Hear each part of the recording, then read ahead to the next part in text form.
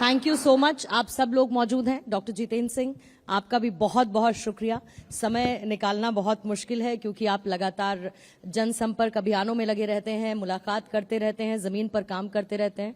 ऐसे में बहुत मुश्किल हो जाता है, लेकिन आपको पहले मैं शुक्रिया कहूंगी कि समय निकाल के आज आप इस मंच पर मौजूद रहे। और कई बार इससे पहले हमने विजन ऑफ न्यू इंडिया 2047 पर चर्चा की है, लेकिन हूं मैं महाराष्ट्र में मौजूद, लेकिन दिल्ली का जिक्र करना चाहूंगी। आर्थिक राजधानी से देश की राजधानी दिल्ली का जिक्र करते हुए, क्योंकि अभी अभी हमने घटना देखी और दिल्ली ब्लास्ट हमारे सामने देखने को मिला। उस दिल्ली ब्लास्ट से पहले भारत की नीति बहुत क्लियर रही है। Any act of terror will be considered as an act of war. देश के दिल को दहलाने की इस नापाक कोशिश को आप कैसे देखते हैं? और दूसरा, आतंकवाद पर भारत का प्रहार कितनी मजबूती से आने वाले समय में हमें फिर देखने को मिलेगा? धन्यवाद पूर्णिमा जी। एंड उससे पहले जो जेसी साहब ने इतनी अच्छी बातें कही, so thank you very much JC sahab for your very kind and generous words. अब शिष्टाचार का तकाजा है कि उन्होंने 10 मिनट मेरी तारीफ में लगाए हैं, तो मुझे कम से कम 1 मिनट तो लगाना ही पड़ेगा।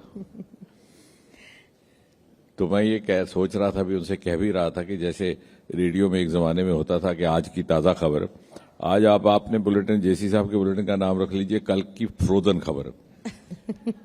यानी आजकल बंबई जैसे शहरों में जब लोग बाग वक्त की किल्लत की वजह से जब कोई घर के लिए कुछ सामान लेने जाते हैं तो आज के लिए तो लाती हैं और दूसरे दिन के लिए फ्रोजन रख लेते हैं।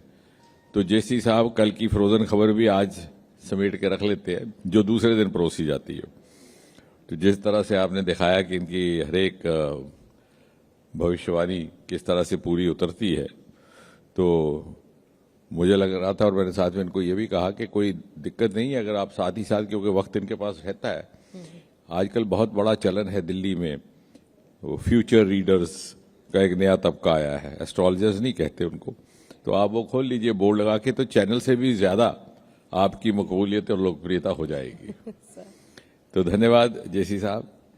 जहां तक पूर्णिमा जी आपके प्रश्न का ताल्लुक है, मैं समझता हूं कि भारत अब वो भारत नहीं रहा जो कल का भारत था। विशेषकर सन 2014 के बाद जब से प्रधानमंत्री मोदी जी ने बागडोर संभाली, एक जमाना था कि हम हर क्षेत्र में 10-15 बरस पीछे रहा करते थे। जो आपने वॉरफेयर क्षेत्र का, तो उसमें भी जैसे 1962 में जब चीन का हमला हुआ तो वहां पर किस तरह का असला था और हमारे लोग किस तरह 303 के साथ लड़ाई करते थे, जिसका नतीजा ये हुआ कि भारी संख्या में हमारी कैजुअल्टी भी हुई। और ये हर क्षेत्र में था। और ये क्रम लगभग 15 साल या 10 साल पहले तक जारी रहा। आईटी के क्षेत्र में देखिए हम 10-15 बरस के बाद आए। उदाहरण के तौर पर अमेरिका में टेलीविजन 1950 के दशक में देखा जाता था। टीवी डिबेट्स हुआ करती थी प्रेसिडेंशियल इलेक्शन को लेकर के। 1960 की डिबेट में जब कैनेडी ने निक्सन को हराया तो टीवी डिबेट के माध्यम से। लेकिन हमें दिल्ली शहर, आपने राजधानी की बात की, वहां पहला चित्रहार सन 1970 में देखने को मिला। और बंबई और चेन्नई में पहली बार टीवी आया जब वो टेस्ट मैच का टेलीकास्ट शुरू हुआ। लेकिन आज ऐसा नहीं है। आज हम वॉरफेयर में भी बराबर है। जैसे आपने ऑपरेशन सिंदूर देखा, और मुझे कहते हुए संतोष भी महसूस होता है कि जितना भी वॉरफेयर था सारा स्पेस टेक्नोलॉजी और एटॉमिक एनर्जी के माध्यम से हुआ।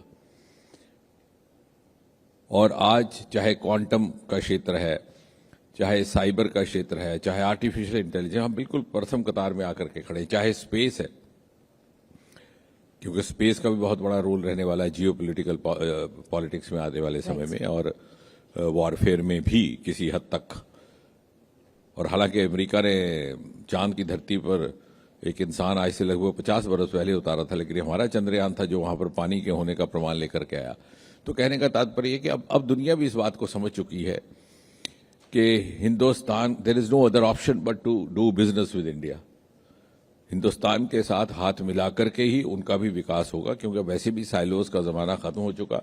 इसके आगे का जितना विकास, जितना ग्रोथ होगा, न केवल भारत के लिए बल्कि समस्त विश्व के लिए और विश्व के किसी भी देश के लिए, क्योंकि ग्लोबल वर्ल्ड बन चुका है। अब वो जमाना नहीं रहा कि कोई देश ये समझ ले कि मैं अकेला काम करता रहूं और मेरा विकास होगा। इतनी ज्यादा इंटरडिपेंडेंस होगी, inter disciplinary, inter institutional, inter continental हो चुका है सारा हमारा ग्रोथ जर्नी, और इसलिए सब देश ये समझते हैं कि उसमें भारत एक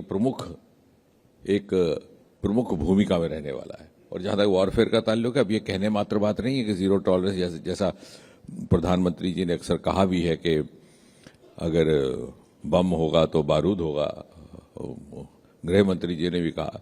मुझे लगता है ये कहने मात्र तक नहीं रह गया, अब दुनिया इस बात को समझने लगी है और हर क्षेत्र में इसको कबूल भी किया जा रहा है। लेकिन साथ ही doctor Jitendra Singh, zero tolerance की हम यहां बात करते हैं तो मुझे लगता है कि जीरो टॉलरेंस कुछ सेंसिटिव मामलों में बयानबाजी पर भी होनी चाहिए। दिल्ली के प्रश्न के साथ मैं देश के मुकुट की तरफ, जम्मू कश्मीर की तरफ चलती हूं, और दिल्ली में ब्लास्ट होता है तो जम्मू कश्मीर से महबूबा मुफ्ती की आवाज आती है कि ये कश्मीर की जनता की दबी हुई आवाज है जो दिल्ली में नजर आती है। आतंकवाद वहां के लोग अपने से बहुत कोसों दूर रखना चाहते हैं, उसका जिक्र भी नहीं चाहते, लेकिन सियासत अपने वजूद को खोज ही लेती है। नहीं, मुझे लगता है कि जो बयानबाजी की जो आपने बात की, अब जमाना आ गया है कि वही बयान सस्टेन करेगा जो जनता के हृदय से निकलेगा। एक जमाना था, कश्मीर घाटी के राजनीतिज्ञों और सियासतदानों के बारे में एक कहावत मशहूर थी कि श्रीनगर में एक बयान देते हैं, वहां पर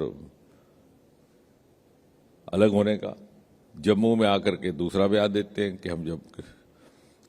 कि जम्मू कश्मीर एक है, और दिल्ली में आके तीसरा, और अखबारें दो दो दिन के बाद पहुंचती थी। जम्मू और श्रीनगर में जो दिल्ली की अखबारें थी शायद दूसरे दिन पहुंचा करती थी, कई बार तो बहुत गुजरे जमाने में, बहुत साल पहले तो तीसरे दिन भी। चंडीगढ़ के अखबार ट्रिब्यून इत्यादि दूसरे दिन। तो जब तक वो बयान भूल जाते थे लोग, तो हर जगह तीनों बयान बिक जाते थे। अब thanks to channels like you कहां छोड़ते हैं।